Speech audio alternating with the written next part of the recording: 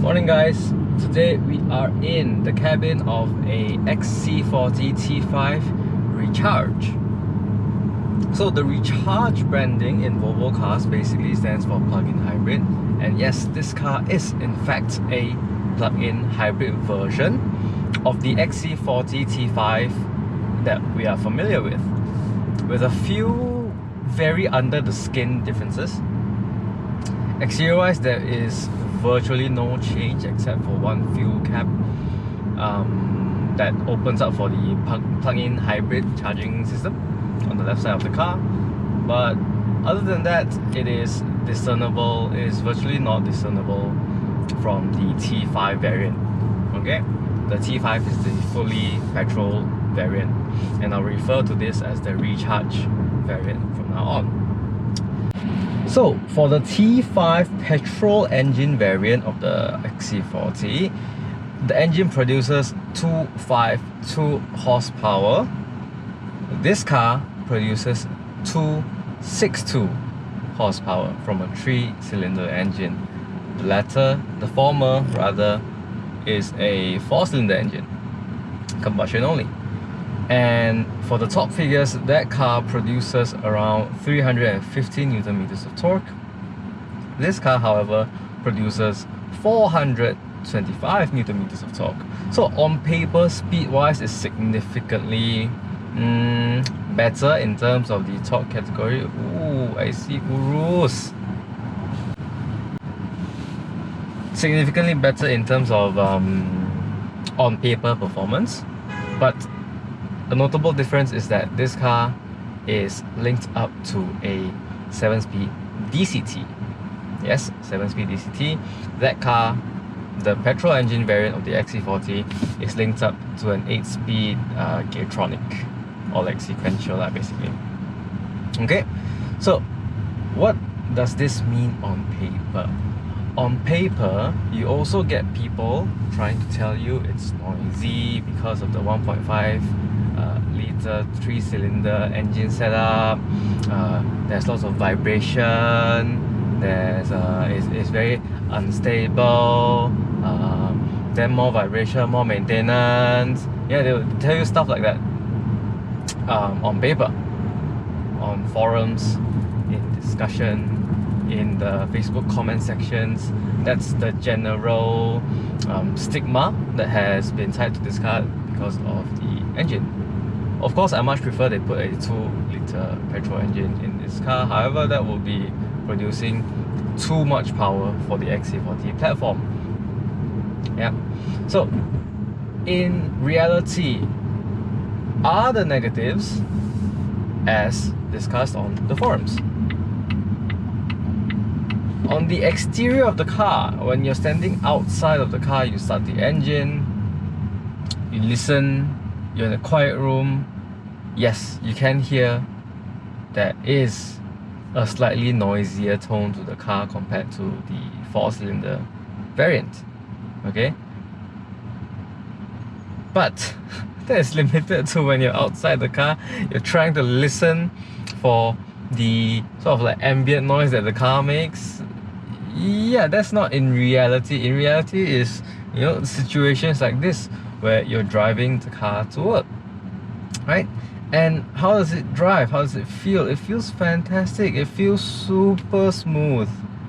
Super smooth.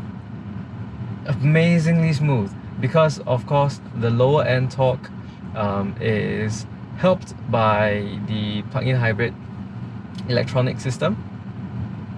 And in normal city driving, you rarely need to push the car to highway driving speeds. And within that 0 to 100 kilometers per hour driving speed, it is super comfortable. The way it accelerates is extremely linear and comfortable and just smooth. Because of the DCT, you rarely can feel the car switch into different gears, right? We need to lay out the context of this car. This car, the XC40, is not a sports car. This car is not a track use weapon. This car is made for the scenario of daily driving, daily usage. You know, what normal people would use it for. Not us car guys, right? Not car guys that want to bring this car to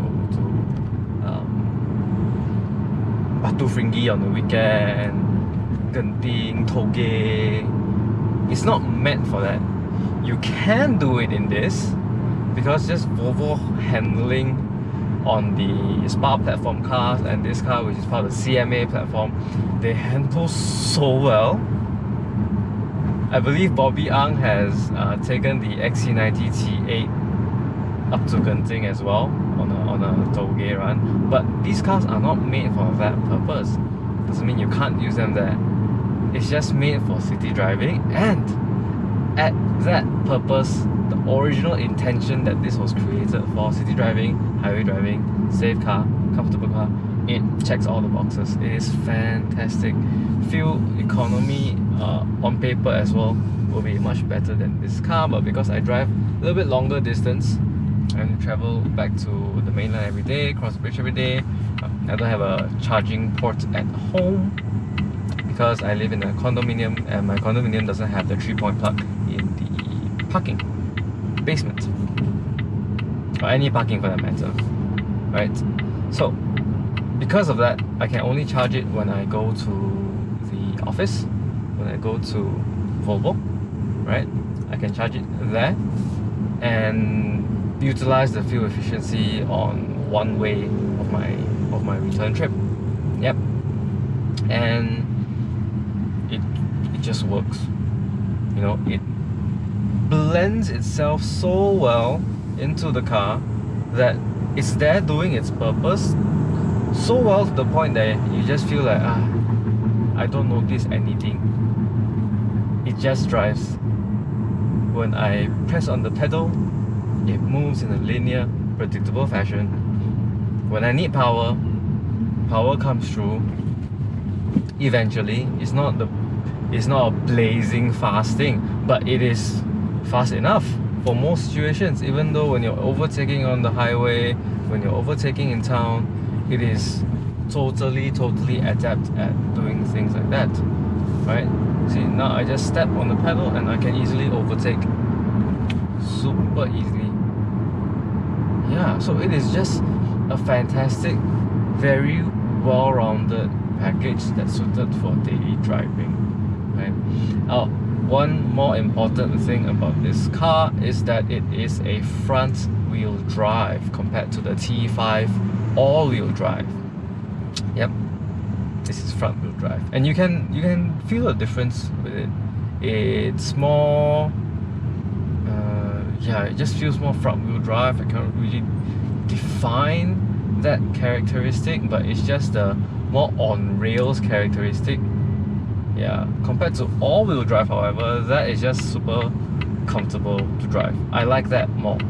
So if it were up to me as a consumer, choosing between the T5 Recharge and the T5, basically you will need to look at a few things. You will need to look at whether or not you are able to utilize the plug-in hybrid system at your residence. If you're living in landed property, no problem, right? And if you travel just short distances to work, you will optimize this fuel economy like mad, I tell you. And you will be super happy to have this car, and your family can drive this car. If you have kids, your kids can drive this car, and you have full confidence in this car that it will do its job, right? You have no worries that, oh yeah, it might be out of control, oh yeah, it might be not safe, or safety systems. You have none of those concerns because of course it's a modern Volvo. It looks good enough for your corporate use, for your family use, and practical enough for your vacations, holidays, etc. It is versatile enough for most situations. 6 Series convertible, drop the top.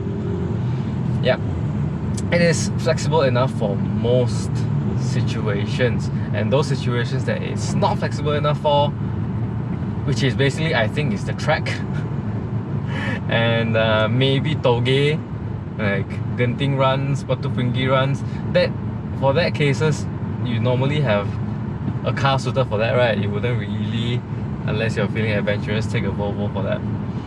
Yeah, but it can perform in those situations too, just not optimum. Why would you? Yeah, and in those two scenarios, it's something that most non-car guys won't do, which is the main buyer of Volvo cars. Car guys, even if they buy Volvo cars like Bobby, they use it for their daily life purposes, right? They use it for their shopping, grocery shopping, pick up the kids, pick up the parents, go out of state for traveling when it was available, etc. They use it for that, the mundane purposes in life, which is, I think, more than 80% of the time what we do with our cars. This fits the bill perfectly. If you do not have a 3-point plug in your home, I would recommend the T5 petrol variant. The fuel consumption in that car is not crazy if you don't overstep on the pedal. You don't have a heavy foot. You can get around, I think, I've seen people do 7.5 liters per 100 km. When I drove it, my foot is a bit heavier. I'm thinking I average around 9.8 to 10.5. Within that range it bounces. So yeah, that was my experience with that car. With this car, on paper it promises 2 or 3 liters per 100 kilometers with a 44 up to 44 km electronic or just electronic only range. Yes, so on paper you save a lot more in terms of fuel economy, and at the same time, in terms of road tax, you pay, I think, up to 90 ringgit for this car, which is 90 ringgit road tax. Yeah, for the T5 petrol variant, it's 380 ringgit. They're priced very similarly. It's at around 243 and 252. Yeah, I think this one, they lowered the price of the T5 petrol variant by, I think, 10k, and this plug-in hybrid will be priced at the previous T5 price. Yep, so that's it about the drive. I have no complaints. There is nothing to complain about the drive in this car.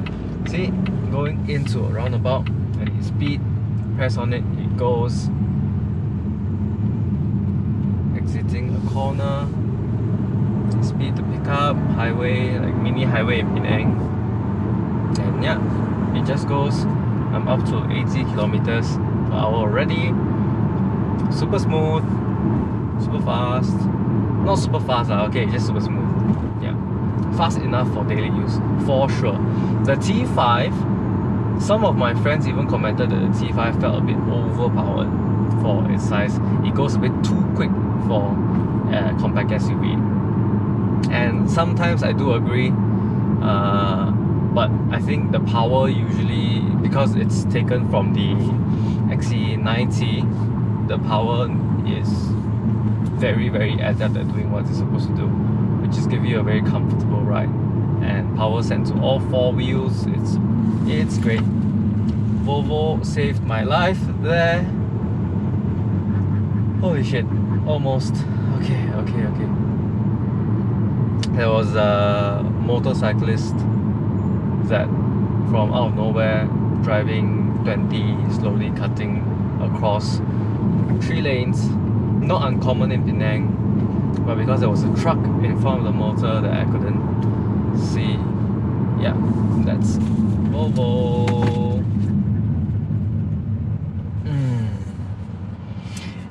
It's a car that inspires confidence. It's great. I love it. And of course, you know already the infotainment system is great, it's fantastic. It's easy to use once you get through the learning curve. It's intuitive after you get through the learning curve. And in terms of the design, I personally like it because it's just quite minimalist, Scandinavian. It's nothing too crazy or over the top. It's just simple. You feel calm in this car. You feel soothed in this car. You don't feel like, yeah, I'm super excited, yeah, let's go do all sorts of crazy stuff in my car, or you know, let's go show off everything. No, this car is just like, yeah, I'm chill, I'm good. I don't need to be all crazy to attract attention.